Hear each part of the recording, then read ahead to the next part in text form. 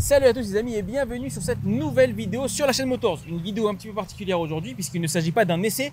Pascal, comment ça va? Ça va très bien et toi? Écoute, ça va très bien comme je le disais. Il ne s'agit pas d'un essai aujourd'hui mais d'une vidéo hommage. Hommage, on va dire présentation d'un modèle mythique. Exactement. Si on peut encore en dire présentation parce que tout le monde la connaît. Ouais. Alors pour celle qui est devant nous, bon, c'est la série 3, BMW série 3, version 2023. Donc la dernière génération de série 3. Version recyclée en plus. Ouais. Est-ce qu'on va se pencher un peu plus en détail sur ce modèle parce que la série 3 c'est une success story et puis surtout c'est un nom vraiment mythique. Ouais. Mythique, on va dire emblématique. Ouais. C'est emblématique déjà du succès de BMW au niveau international. Ouais. Parce que c'est un des modèles les plus vendus, pour pas dire le modèle le plus vendu du constructeur. Emblématique d'un segment qui se perd un petit peu aujourd'hui. Ouais. C'est celui de la berline. Mm-hmm. Ça, pour moi, c'est la berline par excellence. C'est la berline par excellence. Je veux dire, on peut pas faire plus berline qu'une série 3.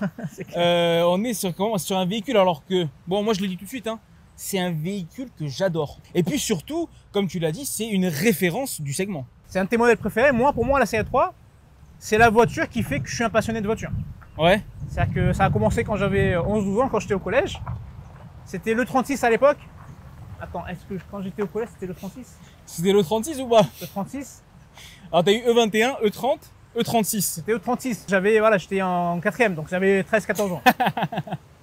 Et j'ai dessiné des séries 3. Ouais. Est-ce que t'as des dessins là à la Réunion avec toi ou pas? Ouais, Si t'en as, bah, je vais l'incruster dans la vidéo parce que j'en ai ramené quelques-uns. t'avais un petit coup quand même. La M3, c'était à l'époque de la M3 Jeune Poussin. Ouais. Sublimissime. Pour moi, c'est un emblème cette voiture. C'est magnifique. Et c'est là où j'ai commencé vraiment ma passion de l'automobile s'est développée. Ouais. En dessinant des voitures et en dessinant beaucoup de BMW. 850 CSI, ça c'est pour moi, c'est le. J'en ai vu une, hein, il y a pas longtemps, une 840 CI. Ici là? Dans les rues de Saint-Denis. Ouais. Purée. Et Comme quoi, on a ce qu'il faut ici. Pour revenir sur la série 3, c'est une référence du segment. C'est une référence, mais en même temps, c'est BMW. On peut citer également Mercedes, mais les constructeurs allemands, BMW en particulier, sont quasiment les seuls à avoir maintenu la berline à un haut niveau de rendement commercial. Parce que si on compare avec les marques françaises, aujourd'hui, si tu enlèves les petites citadines et les SUV, il n'y a plus rien. Regarde, par exemple, Peugeot avec la 508, c'est un très beau véhicule, très réussi. Véhicule magnifique, mais qui se vend quasiment pas. Mais qui se vend difficilement. Pareil chez Renault, eux, ils ont carrément arrêté. C'était la Talisman. Également magnifique. Magnifique. Mais il n'y a pas de clientèle. Les Allemands, ils ont. Après, c'est vrai que je dis les Allemands. Les Japonais aussi, ils ont quand même certains modèles qui cartonnent toujours en version berline. Mais on est dans l'ère du SUV. Ouais. Et les Allemands, BMW en particulier, avec la série 3, la série 5, font toujours des cartons de vente sur ce segment-là. Clairement. Alors, puisque tu parles de cartons de vente, on va faire un petit retour historique sur ce modèle. Parce que c'est un modèle emblématique. J'ai préparé un petit peu la vidéo, hein, je ne suis pas venu les mains vides, pour te parler brièvement de son histoire. Donc, t'as fait des notes? Ouais, j'ai pris des notes. La première génération de série 3, elle date de 1975. Ouais. C'est-à-dire que l'année prochaine, elle aura 50 ans, si je ne me trompe pas. Elle aura 50 ans déjà, la série 3. C'est une mamie en fait. Hein? C'est une petite mamie. C'est une petite mamie, ouais, une jeune mamie. Elle n'est même pas retraitée encore. J'ai bientôt 50, je suis 45. Dans 5 ans, on va me traiter de papy, je serais pas content. Non, c'est loin d'être une mamie. C'est des voitures. Donc, le premier modèle, c'est la E21, lancée en 1975. Petite anecdote aussi, est-ce que tu es au courant que le designer de cette première série 3, il est français? Il s'appelle Paul Braque et c'est lui qui a dessiné les lignes de la première série 3, qui a donc inspiré les suivantes. Et puis aussi, il a bossé sur la série 5 et série 7, donc Cocorico. Ouais, Cocorico. Ah là là, pour moi, ça commence à E30, E36. C'est les deux modèles mythiques de BMW. Et ben, la E30, c'est la deuxième génération. Et puis, c'est surtout la génération qui a vu apparaître la série M3. Ouais, la première M, c'était une E30, effectivement. On a la 6e génération de M3, mais la première M3, on se rappelle, c'est la M3 E30. Aujourd'hui, la M3 E30, mon cher Pascal, ça a pris une cote monstrueuse. Bon, tu sais que quand toi, tu étais tout jeune, ouais. on avait une E30 à la maison. Ah, c'était une E30 qu'on avait, nous? Ouais, non. 324 turbo diesel. Je me rappelle, elle avait les phares jaunes, non? Elle avait, je sais pas, parce qu'on l'avait acheté en Allemagne, je sais plus. Non, c'était blanc. Non, sérieux, sérieux. Elle était sublime cette voiture, sublime. Ouais. Alors, C'est vrai que c'était une belle voiture. Hein. on a Mais fait par les contre, beaux avec. on a Mais eu bon, pas- c'était pas une M3. C'était pas une M3, bon. On l'a peut-être pas vendue. Hein. Ouais, bah aujourd'hui, je pense qu'elle aurait pris beaucoup plus de cotes, sachant que, à titre d'exemple, il y a une M3. Bon, ça, c'est la mode des Youngtimers. Hein. Donc la M3, Ouais. elle est en plein dedans, c'est vraiment la Youngtimer par excellence. La plus chère, elle s'est vendue en 2020 à $250 000 aux enchères. Je sais pas si tu imagines. C'est un truc de malade. Donc c'est plus cher qu'une M3 compétition d'aujourd'hui. Hein. Ça en dit long. Bon, elle avait 13 000 km, hein, donc tous ceux qui ont une M3 E30 dans le garage, ne pensez pas que vous dormez sur 250 000 euros. Ouais. Non, Ah, mais c'est- tous ceux qui ont une voiture qui a plus de 30 ans et qui est bien entretenue, Ouais. ils ont un petit trésor, mine de rien. Quelle que soit la marque. Hein. Quelle que soit la marque, aujourd'hui, c'est vrai qu'on Ah ouais, retrouve ouais, sur les marchés de l'occasion des Volkswagen, véhicules. Peugeot, 205 GTI, la Golf 2 GTI, bref, tout ça, c'est des voitures qui prennent ouais. de la cote, donc Faut faites bien bien, faut attention. bien les entretenir, faut bien s'en occuper. Faut bien entretenir et bien s'en occuper. On Donc continue deuxième le génération petit historique alors. Petite historique, on continue hein, l'histoire. Tu sais, dans cette voiture, ça a tellement été un succès. Elle a très vite été adoptée hein, par les gens. Hein. C'est-à-dire que très vite, ils ont fait beaucoup de ventes. D'ailleurs, je sais pas si on l'a évoqué, mais la série 3, pardon, depuis son lancement il y a 50 ans, c'est plus de 16 millions d'unités vendues dans le monde. 16 millions. 16 millions d'unités vendues dans le monde de ce modèle. C'est pour ça qu'on parle vraiment d'un succès commercial. Mais c'est, tu sais quand tu penses, il y a des marques où ils ont un modèle référence. Pour Volkswagen, c'est la Golf, d'accord. Renault, tu vas penser à la Clio. Et ben BMW, avant de penser au X1, X2, X5, etc., ben c'est la série 3. Non, mais si tu enlèves si t'enlèves l'historique des 10 dernières années, où là aujourd'hui tu as un modèle, sa déclinaison en SUV, un autre modèle, sa déclinaison en SUV, Ouais. si tu enlèves ça, BMW, ça pendant très longtemps était la série 3, la série 5, la série 7. Ouais. 3 modèles. Ouais, c'est des voitures des La berlines. série 7, la limousine, donc au niveau des ventes, c'est pas ce qui fait le gros des ventes, et la série 3 et la série 5. Ouais. Dont, bien évidemment, la série 3 est le modèle le plus accessible à beaucoup de monde. Des berlines, ouais. Voilà, parce que série 5, c'est berline luxe, série 7, c'est limousine. Quoi. Ouais, ouais. Aujourd'hui, tu as un catalogue BMW qui est extrêmement riche, avec des véhicules de petite taille. Bah en fait, série 1, série 2. ils répondent tout simplement à la demande. Hein. Ils répondent au Ils fur et à font- mesure à la ils font demande. Moi, tendance, quand j'ai vu apparaître la première série 1, je me dis, putain, une petite BMW, ça existe. Et après, ils ont commencé avec les SUV. Maintenant, tu as une déclinaison de chaque, de 1 jusqu'à 8. Ouais, c'est vrai, c'est vrai. Pour poursuivre cette historique, tu le sais, hein, la série 3, là on la voit sous forme de berline, mais très vite, face au succès qu'elle a rencontré, elle a été déclinée. Elle a été déclinée en plusieurs... En coupé, en coupé, exactement. En version cabriolet en cabriolet, c'est magnifique. et également en version touring. Break.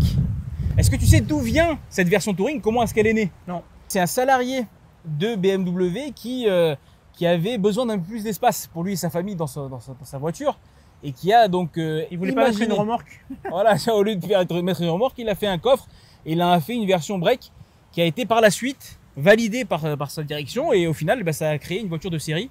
Et donc la série 3 Touring, on la voit jusqu'à encore aujourd'hui. C'est ce qui a généré après ce qu'on appelle les breaks de chasse. Break de chasse, ouais, Parce effectivement. que ce sont des voitures qui sont volumineuses et en même temps qui sont sportives, qui Ouais. ont la touche sportive qu'on attend d'une série 3. Exactement. C'est vrai que série 3, c'est une berline, mais on le dit pas assez souvent. Elle a vraiment la gueule d'une sportive en fait. Hein. Et ben moi, il y a une phrase d'un passionné de la marque qui a dit que lorsqu'il a pris une série 3, il l'a acheté parce qu'il voulait une voiture sportive sans que ça soit une voiture de sport. Ouais, Tu vois? Ça veut dire que ce qu'il est, c'est qu'il voulait une voiture qui avait du dynamisme sous le capot, mais il avait besoin d'une voiture pour sa famille, quoi. Donc Ouais. 5 places, etc. Et donc, ouais, j'ai bien aimé cette phrase-là. C'est une voiture sportive sans être une voiture de sport pour autant. c'est une berline, confortable, Ouais. accueillante Ouais. et à la fois dynamique, qui a de la patate. Effectivement. Et après, il y a une M3, hein, si vraiment. La M3, bon, après, ça c'est autre chose. Bon, la M3, par exemple, aussi, également son histoire de la M3, parce que elle a une histoire, la M3. Je crois qu'elle est la première M3, c'est 1986. Ouais. Et à l'époque, BMW voulait la faire concourir dans les courses de rallye ou le DTM allemand. Et pour ça, il fallait que la voiture soit une voiture de série. Ouais. D'accord, Il y a donc beaucoup fallait, de compétitions, il faut que le constructeur ait une déclinaison série d'un modèle pour pouvoir le mettre en compétition. Exactement. Ouais, effectivement. Ouais. Et c'est pour ça que bah, ils ont créé la série M3. Et on voit le succès jusqu'à aujourd'hui, hein, la M3. Et Alors ce qui est qu'on sait très bien que les paradoxal aussi, amateurs, parce que tu sais qu'avec le temps, La dernière M3, on l'a vu, hein. Moi je la trouve magnifique. Et ça c'est vraiment quelque chose sur lequel je ne démordrai pas, c'est que cette M3 pour moi c'est l'une des plus belles. C'est l'une des plus vendues de l'histoire de M3. Ouais. C'est celle qui s'est le plus vendue paradoxalement à toutes les critiques qu'elle a pu avoir. Par rapport au haricot. Ouais, à la calandre, etc. Exactement. Ouais. Pascal, on enchaîne maintenant sur les caractéristiques esthétiques de cette voiture. Celle qui est devant nous, elle est juste magnifique. En plus, elle est en finition M technique, elle a les belles jantes, etc. Mais la série 3, c'est un tracé assez particulier. Est-ce que tu peux nous présenter? Ouais, effectivement, une série 3, c'est reconnaissable du premier coup d'œil. Hein. Ouais. Là, tu as un regarde. Si tu le mets sur le profil, le porte-à-faux, donc c'est la petite distance. C'est la distance entre l'avant de la voiture et la roue. Ouais. C'est souvent très court sur la série 3. Et ça s'enchaîne sur un capot très long. Ouais. Tu remarques ces proportions-là sont typiquement les proportions du sportif. Ouais. Ok. La cabine est reculée, donc capot long, cabine reculée. Pareil, on est encore une fois sur des proportions qui sont typiques d'une voiture de sport, ouais, alors qu'on est sur une berline. Okay. Et moi, ce que j'aime beaucoup, mais ça c'est sur beaucoup de BMW, je crois que juste la série 8 de dernière génération, c'était pas le cas. C'est le pli ici, là, au niveau de la custode, c'est le pli, ce qu'on appelle le pli de Hofmeister. Ouais. C'est le dessin où tu as l'angle qui revient un petit peu vers l'avant. Ouais. Et sur la série 8, c'était exceptionnellement dans l'autre sens. Bon, bref. Et bien évidemment, tu as l'arrière qui est vraiment court, donc tu as un plongeon assez vertigineux. Ouais. Tu as un plongeon assez accentué au niveau du pare-brise arrière, ouais, qui arrive sur le coffre court, une coupe quasiment nette, hein, ouais, au niveau de l'arrière. Voilà les caractéristiques, on va dire, qu'on retrouve souvent. Elle est vraiment terrible celle-là. Hein. Ouais. Ah, voilà, c'est ce diffuseur là, double sortie d'échappement. Alors là, sur une 320D, hein, c'est plutôt sage. Mais c'est pas mal quand même, c'est pas mal, hein, esthétiquement elle est terrible. On va partir d'ici parce qu'il y a le vent commence à se lever, on va difficilement s'entendre. On va évoquer le reste des générations et puis on va donner un petit peu nos avis divergents peut-être sur certains modèles de cette série 3. Profiter de la conduite de cette nouvelle série 3. Également, allez go, c'est parti. Allez, on embarque à bord de cette série 3, quelle chance d'ailleurs parce qu'on a dit qu'on ne présenterait pas la voiture, mais franchement à l'intérieur il est dingue. Non, c'est un kiff. Les berlines, enfin les berlines premium, ouais, c'est toujours un kiff. C'est un vrai kiff. Mais surtout les nouvelles BMW avec la dalle incurvée là. Le curve display. C'est juste sublime. Ouais. Deux écrans immenses. Ouais. Posés comme ça sur le. Tu sais, parce que quand tu regardes comment est-ce qu'il l'incruste, ouais, c'est comme s'il prenait il flotte. Voilà, il flotte, il le pose comme ça tranquillement, il le branche, il l'allume. Et bah écoute, en tout cas, ça montre une fois de plus que sur cette série 3. Elle a fait un bond quand même technologique, hein. D'année en année, c'est ce qui est totalement normal. Mais déjà à l'époque, on avait des intérieurs dès la première génération qui étaient tournés vers le conducteur. Toujours, c'est une des marques de fabrique de BMW. Ouais. Et quand je dis vraiment BMW, parce que tout à l'heure on l'a évoqué, historiquement ça a toujours été 3 modèles, on va dire. Ouais, phares. D'accord. Ils avaient la série 6, la série 8, etc. Mais ouais, les modèles phares c'était la 3, la 5, la 7. Ouais. Et historiquement, ça a toujours été un poste de pilotage tourné vers le conducteur. Effectivement. C'est magnifique. Là, tu es un petit peu moins. Tu vois, c'est un petit peu moins quand même. Hein. Ouais, mais le côté tu vois la incurvé, ouais, effectivement. Ouais. La planche de bord qui est quand même tournée vers toi. Ouais, c'est un trait de caractère. Ça a été copié. Hein. Ça a été copié depuis maintenant par plein de constructeurs, mais c'est normal. On s'inspire. On le disait, hein, c'est vraiment une référence du segment berline, berline premium en plus. Et donc elle a tout ce qu'il faut cette voiture. Bon, on a évoqué la génération E21, bon, c'est la première génération, on n'a pas grand chose à dire à part que c'était la pionnière quoi. Que l'arrière il était juste magnifique, avec les 2 petits bandeaux là de feu là, c'était juste un joli arrière arrondi comme ça. C'était arrondissement. Ensuite on a parlé de la E30 qui a été l'initiatrice de la M3. De la M, de la Touring. Exactement. Et puis ensuite il y a eu d'autres modèles, il y a eu la E36 qui était également un modèle référence, hein, tu vois, à l'époque, et puis très joli. Et puis on arrive à la E46, et puis on arrive à celle qui commence à me poser problème. Ah. Tu vois, la E46 pour l'instant ça va. La E46 pour moi ça va, je crois que toi t'aimes pas trop l'arrière. Moi E21 magnifique, E30 magnifique, E36 magnifique. Ça c'est bon. E46, j'aime bien l'avant. Ouais. L'arrière j'ai un petit peu plus de mal. Ouais. Ça passe encore. Bon, moi j'aime bien tout. Après si je ne dis pas de bêtises, tu sais qu'il y avait des modèles coupés. pas si tu vois, c'est laquelle, là, la BMW coupée, là, tu sais, qui ressemble à rien, là. Ça, c'est la série 1, ça. Non, c'est la 3 compacte. Quelle horreur. Quelle erreur, pardon. La 3 compacte. La série 3 compacte. Oh La là là. série 3 compacte. On en parle dans la vidéo, ça. On va en parler dans la vidéo parce qu'il faut, Ah ouais, tout dire. faut dire que BMW, vous avez déconné un moment. Ah, ils ont fait des erreurs hein, dans leur parcours. Désolé pour ceux qui en ont encore une. Mais moi, je trouve esthétiquement, c'est pas une réussite, quoi. C'était ni fait ni à faire pour Saïd. Ouais. Lui, il va se retrouver dans le ravin bientôt, là. Le mec. Ça a été fait. Mais tu sais que, mine de rien, en fait, à mon avis, c'était la première tentative de BMW pour faire des petites voitures. Ouais, c'est l'ancêtre de la série 1. Et c'est l'ancêtre de la série 1. Parce que maintenant, tu as série 1, série 2 qui n'existait pas avant. Ouais. La première fois que les Allemands, comme BMW, Mercedes, Audi, ont commencé à faire des petites voitures, on se disait tous, mais qu'est-ce qui se passe? Mais je crois d'ailleurs que c'est Audi qui a initié le truc avec la A3. Et face au succès commercial de la A3, BMW a emboîté le pas. Et puis Mercedes. Ouais, Mercedes classe A quand même. Classe A. Avec tout ce qu'on sait. Quelle horreur, la première classe A. Et il y a quand même des voitures dans ces marques-là, qui sont des marques qu'on adore, hein, parce que c'est des marques vraiment références, tu peux rien dire. Mais ils ont sorti des modèles. Ouais, il y a des modèles. La première classe A, c'est quand même quelque chose. Hein. Surtout qu'avec les essais qu'ils avaient fait. Bon, bref, on est en train de Ouais. bifurquer sur autre chose. Laisse tomber. On revient sur la série 3. Ouais. La série 3 compacte, à mon avis, c'était les prémices des petits modèles série 1, série 2. C'est possible. Qui aujourd'hui sont juste sublimes. Hein. Mais bon, bref, on enchaîne sur la sur la F90. Hein, non, ça E90. Sur la E90. E90, mon cher Pascal, début qui, oui. Avant que tu continues ta phrase, parce qu'on sait bien que t'aimes pas, a quand même remporté beaucoup de succès, commercialement parlant. Et jusqu'à aujourd'hui, elle a des fans. Il y a des gens qui adorent ce modèle en particulier. Moi, j'aime pas. Moi, j'aime pas trop. Bon, on le rappelle, la E90, on est au début des années 2000, 2005. Il y a cette volonté de faire des voitures qui, quand même, rentrent dans la modernité.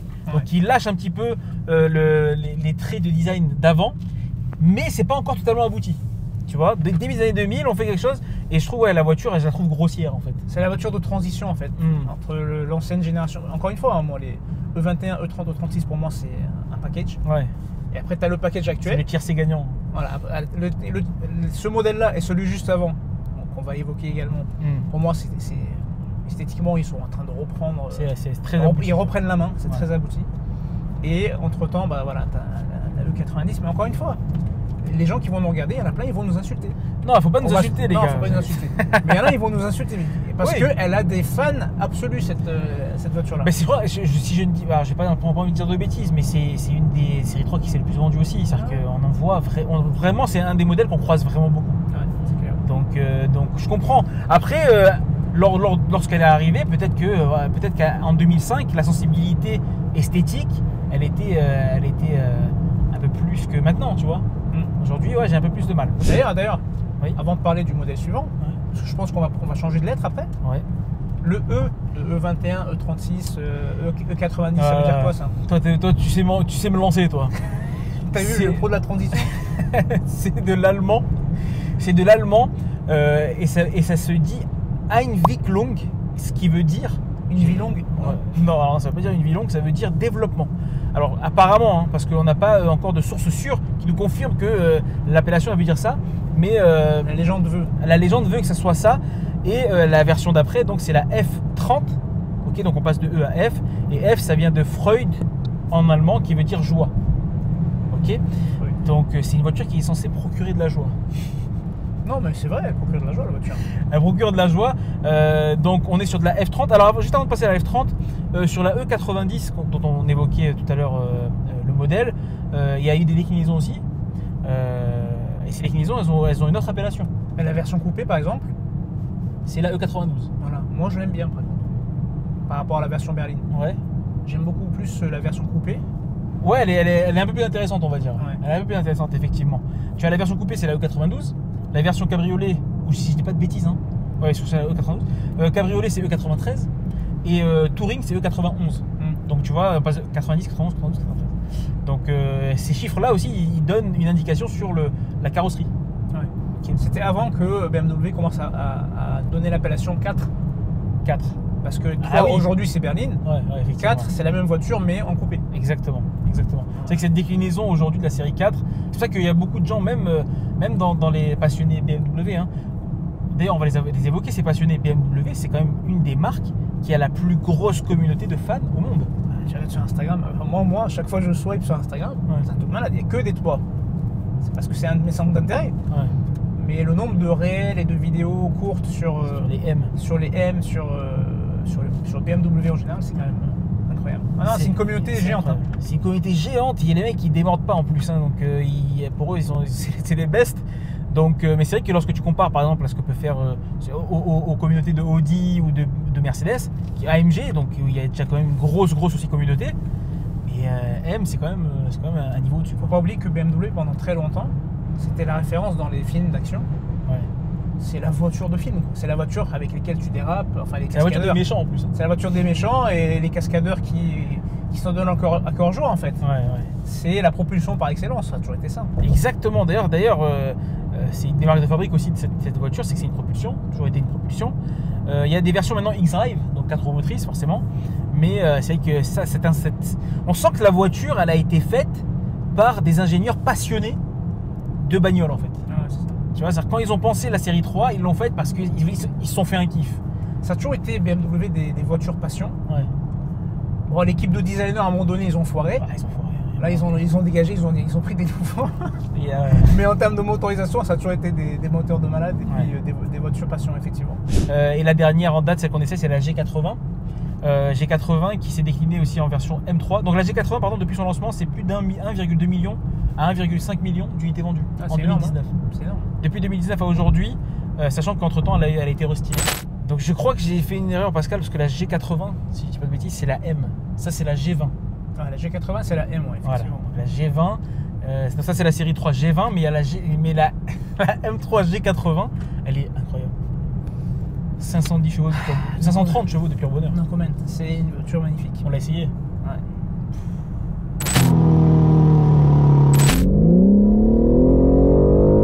Ouais, par contre là ça marche.